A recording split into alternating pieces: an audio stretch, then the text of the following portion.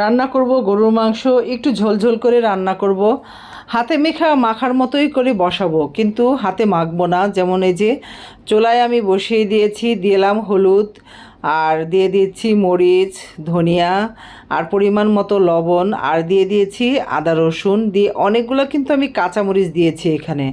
আর গরম মশলা দিয়েছি, তেজপাতা, লং, এলাচি, দারচিনি সবগুলো দিয়ে হাত দিয়ে আর মাখলাম না। এই যে খুরচুনটা আছে এটা দিয়েই ভালো করে নেড়ে চেড়ে একটু পানি দিয়ে দিলাম।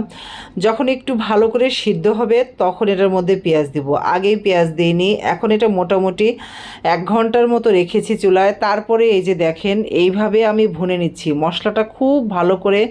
যখন একদম কষানো হয়ে গেছে তখন এখানের মধ্যে 2 মগের মতো পানি দিলাম, একটু ভিজা ভিজা করে নামাবো। ঝোলটা আর একটু কমাবো আর কি, আর থাকবে 15-20 মিনিট, তাহলেই হয়ে যাবে। আর এই যে দেখেন হওয়ার মতোই হয়ে এসেছে, একদম সুন্দর।